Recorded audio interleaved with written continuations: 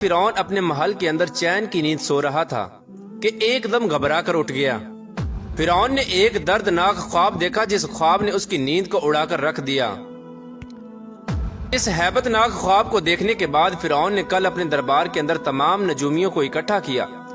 اور اپنے خواب کی تعبیر معلوم کرنے کا کہا۔ فرعون نے نجومیوں کو بتایا کہ اس نے یہ خواب دیکھا ہے کہ بیت المقدس سے ایک آگ ظاہر ہوئی ہے جس نے تمام قبطیوں کو جلا کر راکھ کر دیا،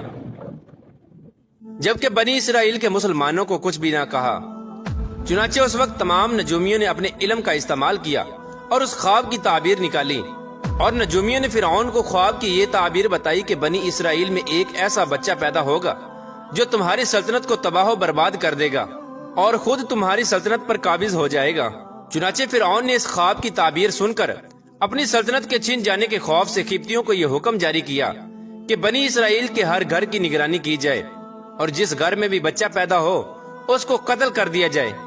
اور بنی اسرائیل کے مردوں کو روک دیا جائے کہ وہ اپنی عورتوں کے بالکل بھی قریب نہ جائیں۔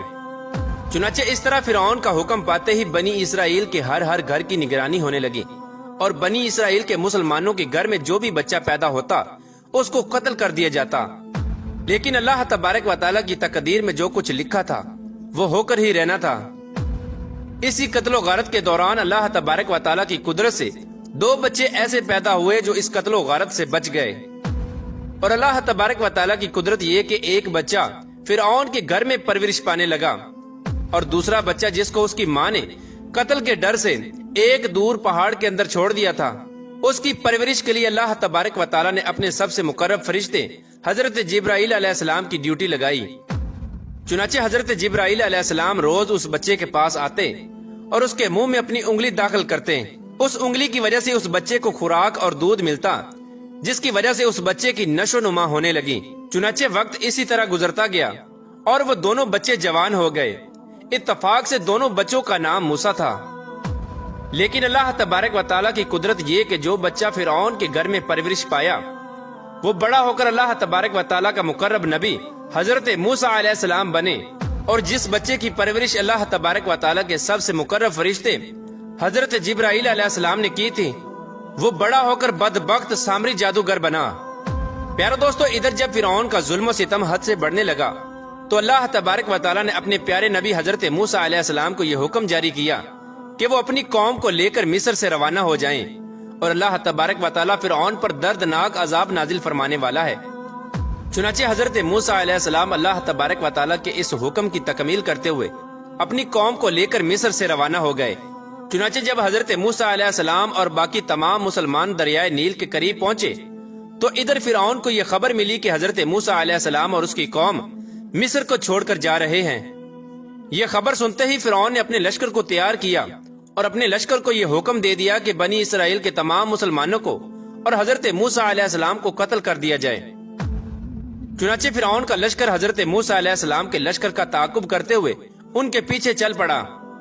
ادھر جب حضرت موسیٰ علیہ السلام اور بنی اسرائیل کے تمام مسلمان دریائے نیل کے کنارے پہنچ گئے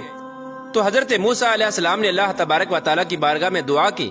اور دریائے نیل کے اندر سے رستہ طلب کیا۔ چنانچہ اس وقت اللہ تبارک و تعالیٰ نے حضرت موسیٰ علیہ السلام سے حکم ارشاد فرمایا کہ اپنے عصا مبارک کو دریائے نیل کے کنارے مارو۔ تو اس وقت حضرت موسیٰ علیہ السلام نے اپنے عصا مبارک کو اللہ تبارک و تعالیٰ کے حکم سے دریائے نیل کے کنارے پر مارا، تو اس وقت دریائے نیل 2 حصوں میں تقسیم ہو گیا اور دریائے نیل کے اندر سے ایک وسیع رستہ بن گیا۔ حضرت موسیٰ علیہ السلام اور تمام بنی اسرائیل کے مسلمان اس رستے کو عبور کرتے ہوئے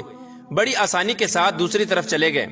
اور ادھر فرعون کا لشکر جو حضرت موسیٰ علیہ السلام کے لشکر کا تعاقب کر رہا تھا وہ بھی اسی رستے سے دریائے نیل میں داخل ہو گیا۔